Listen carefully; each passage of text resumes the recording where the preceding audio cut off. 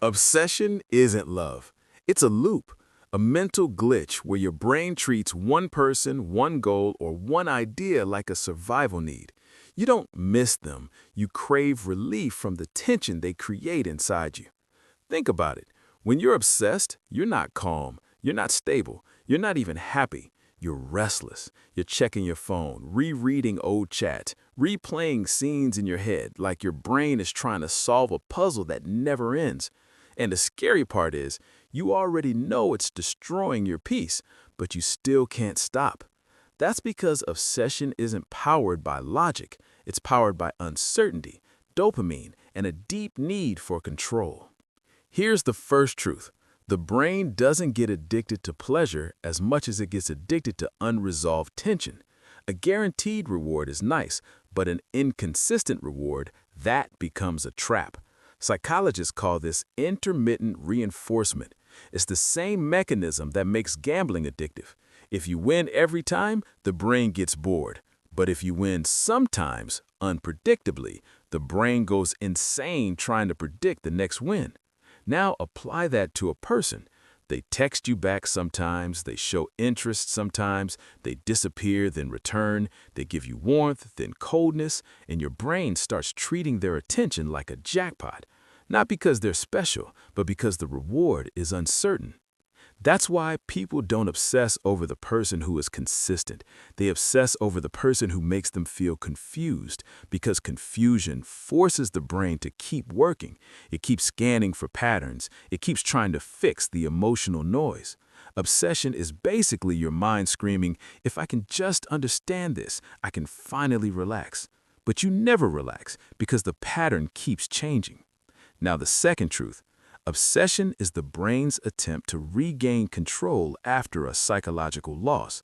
When something ends without closure, a breakup, rejection, betrayal, or even a simple seen message with no reply, the brain doesn't interpret it like a normal event. It interprets it like a threat.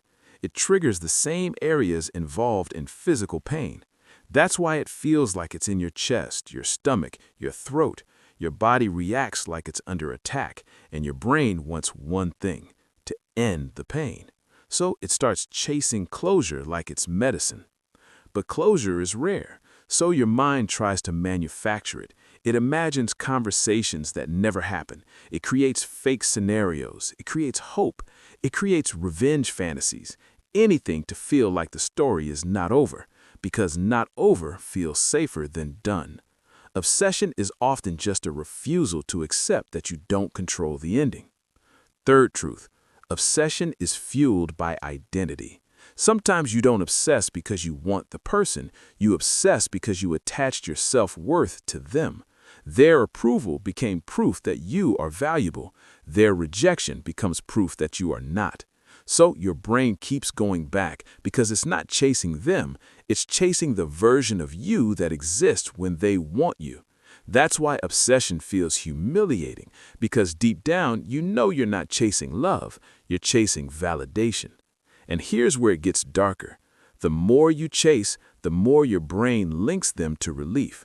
Every time you stalk their profile, you feel a small hit of dopamine. Every time you find a clue, a story, a like, a new follower, your brain gets rewarded. Even if it hurts you, it still rewards you because it feels like information. And the brain loves information when it's anxious. This is why obsession thrives on social media, because you can keep feeding the loop endlessly. Your brain keeps thinking, just one more check, just one more time, and hours disappear. The obsession isn't romantic, it's chemical. So why can't the brain let go? Because letting go means facing uncertainty. It means accepting a story without answers. It means tolerating discomfort. And modern minds are trained to escape discomfort instantly. Your brain would rather replay a painful loop than sit in silence with a blank page, because the loop feels familiar, and familiar feels safe, even when it's destroying you. Now here's the real question. How do you break it? You don't break obsession by trying not to think. That's the worst strategy, because the harder you resist a thought, the stronger it becomes. You break obsession by breaking the reward system. You have to remove the triggers that feed it. That means no stalking, no checking, no just curious, no rereading chats, no saving old pictures for memories, because your brain treats those things like a drug.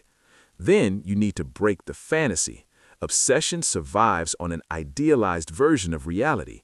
You remember the best moments. You ignore the disrespect. You ignore the inconsistencies. So write down the truth, not the highlights, the facts, how they made you feel, the patterns, the emptiness after the dopamine hit, the anxiety you call love.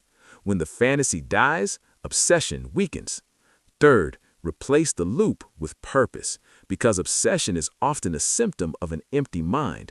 When you don't have a mission, your brain creates one. It turns a person into a project. It turns attention into a goal. But if you give your mind something real to build, a skill, a body, a business, a discipline, the obsession has less space to survive. Your brain needs a new source of identity. And finally, train your tolerance for discomfort. You will feel withdrawal. Yes, withdrawal, because obsession is addiction. The first days of cutting contact don't feel peaceful, they feel painful. That pain isn't evidence that they're the one. It's evidence that your brain is recalibrating. If you can sit through the discomfort without feeding it, your brain learns a new rule. I can survive without this stimulus, and that is freedom. So, if you're obsessed right now, don't shame yourself. Shame makes it worse. Understand it. Your brain isn't broken. Your brain is doing what it was designed to do. Chase relief, chase certainty, chase control. But you can reprogram it. The moment you stop feeding the loop starts starving. And one day you wake up and you realize you didn't think about them. Not because you forced it, but because they no longer had power over your reward system. If this hit you, type one word in the comments. Free. Because obsession ends the moment your mind stops begging for permission to let go.